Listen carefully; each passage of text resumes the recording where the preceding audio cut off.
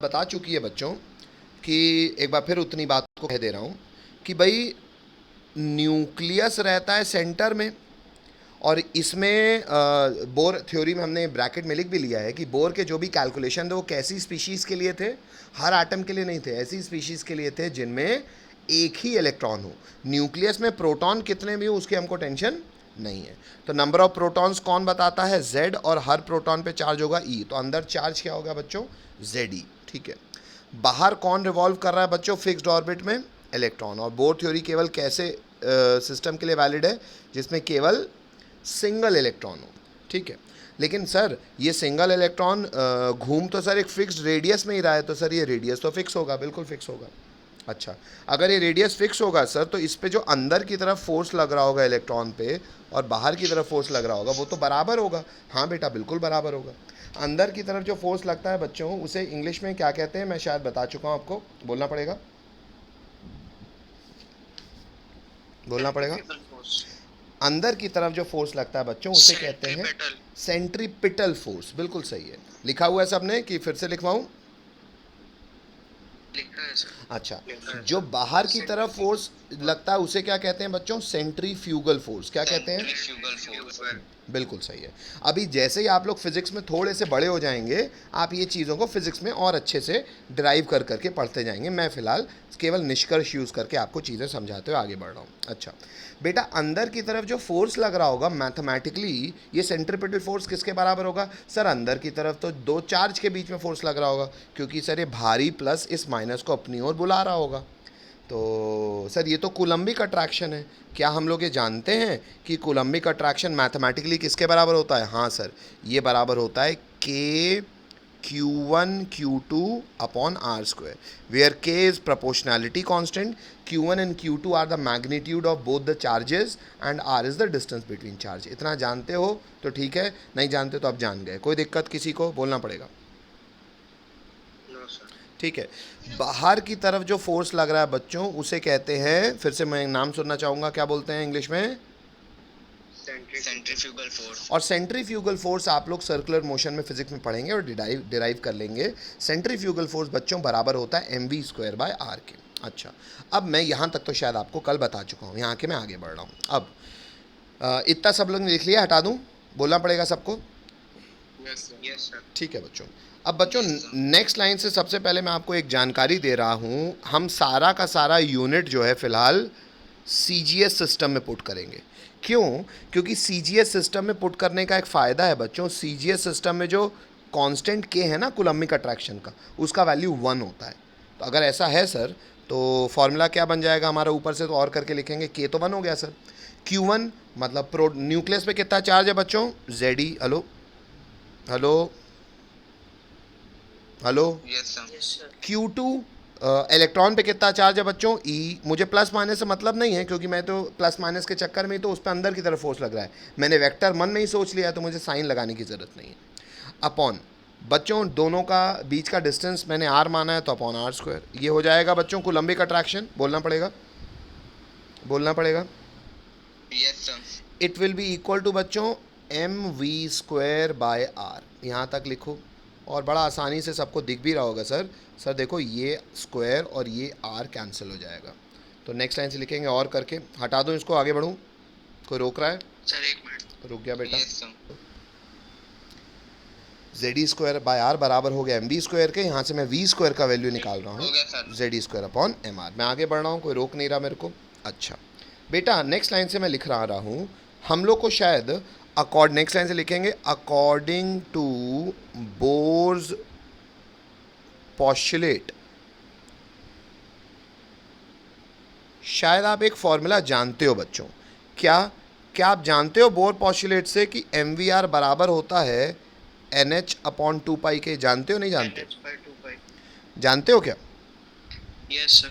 अच्छा, तो यहाँ से बेटा अगर मैं v निकालने में इंटरेस्ट लूँ तो क्या आप भी मेरे को बता पाओगे v यहाँ से क्या आ जाएगा? सर ये आ जाएगा NH/2πmr आ जाएगा। बोलना पड़ेगा बच्चों। yes. छापो तो हाँ बोलो। yes, हटा दूँ? कोई रोक रहा है? नहीं रोक रहा। नेक्स्ट लाइन से लिखेंगे बच्चों, स्क्वायरिंग बोथ साइड्स। आप लोग खुद लिखिए, मैं नहीं लिख रहा। लिखो स्क्वायरिंग बोथ साइड्स। मैं यहीं पे सफाई कर रहा हूँ, मैं यहीं करूँगा। आप लोग नेक्स्ट लाइन से लिखो स्क्वायरिंग बोथ साइड्स। और मुझे स्क्वायर करके बता पाओगे कि स्क्वायर करते नहीं आता आपको?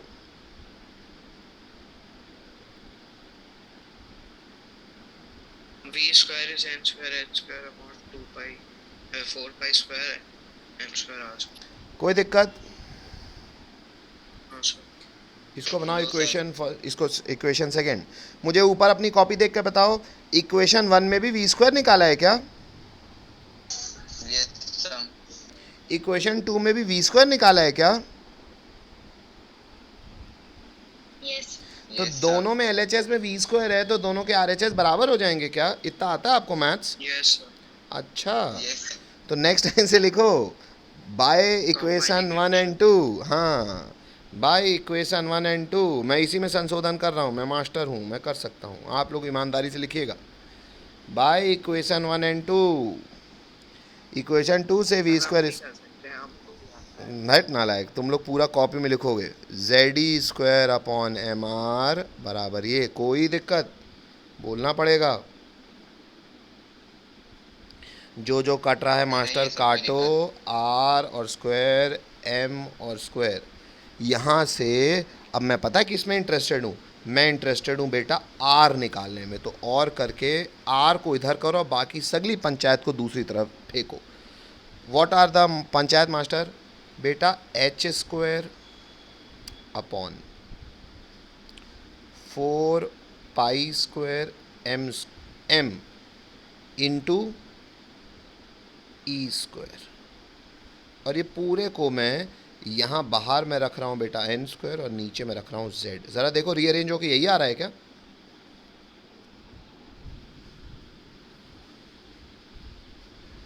यस। अच्छा, पाई का मैं स्क्वायर करना यहाँ पे भूल गया हूँ, ये स्क्वायर चढ़ेगा। अब राइट है? यस। Hello, yes.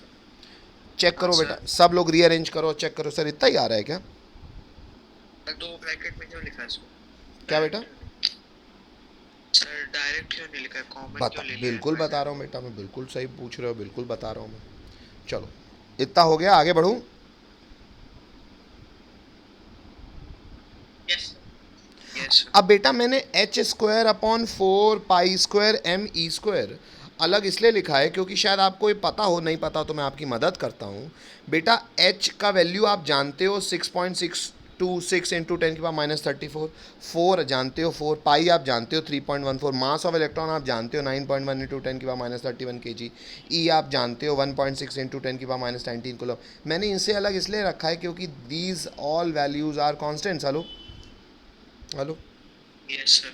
और बेटा शायद मैं ये कांस्टेंट, अच्छा अब मैं आ रहा हूँ radius of electron in nth orbit को आज से मैं आर एन से रिप्रेजेंट करूँगा, और ये सारे कांस्टेंट्स को मैं आज से आर नॉट लिखूँगा। और शायद आपको आर नॉट एग्जैक्टली पता है कैसे आया होगा। हेलो। और शायद मैंने आपको ये एन स्क्वायर अपॉन जेड वाली बात लिखवाई हुई थी, ये फॉर्मूला शायद मैंने आपको पहले रटाया हुआ था, आज डिराइव कराया। चेक कर लो। Yes sir. मैंने आपको ये भी बोला था कि मेंस तक आपको ये फॉर्मूला केवल रटा हुआ फॉर्मूला का ही काम बन जाएगा, जिसमें आर नॉट का वैल्यू मैंने रटाया था। कोई मुझे याद दिलाएगा? 0.529 एंगस्ट्रॉम। जब आप ये सारी वैल्यूज़, हालांकि आपको ये वैल्यूज़ पता है किस में पुट करनी पड़ेंगी बच्चों?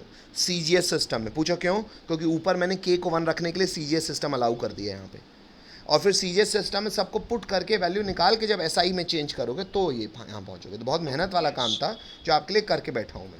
हेलो। और आपको ये याद होना चाहिए। चलो, तो यहाँ से रेडियस डिराइव हो गया बच्चों। लिखो तो हाँ बोलो। यू नो, लिखो we know that. What do you know? अबे जानते हो ना? यस। एक और चीज़ नो कर चुके हो तुम लोग। आर का है भैया, हम ही फॉर्मूला बतावा देख के पीछे से।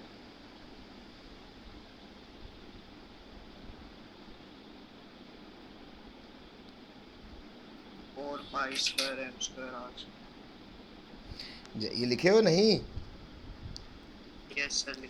हाँ, तो तत्काल आर पुट करो, यहाँ लिखो putting the value of r in equation 1 and you putting also and you tell me v. I am not बता रहा हूँ, यू बता रहे हो, जल्दी सॉल्व करो नालायकों। सेकेंड मीटर पर सेकेंड। ये हमने रटा हुआ है, कोई दिक्कत बोलना पड़ेगा बच्चों। हेलो, नहीं है दिक्कत सर। चलो इतना लिखो तो हाँ बोलो। सब पहुँच गए कि कोई अभी भी रुका हुआ है, बौरा रहा है? सब यहाँ तक पहुँच गए? सर पिछली स्क्रीन फिर से दिखा दीजिएगा। रोमन नंबर 3 की इंग्लिश क्या डालोगे? कौन सा डेरिवेशन बचा है? Derivation of energy of electron in N. हाँ, energy of electron in nth orbit. ये एक आखिरी डेरिवेशन बचा है, इसका फॉर्मूला हमने रटा हुआ है लेकिन कैसे आया वो बचा है। तो यहाँ से हम लोग कहानी को कल देखेंगे।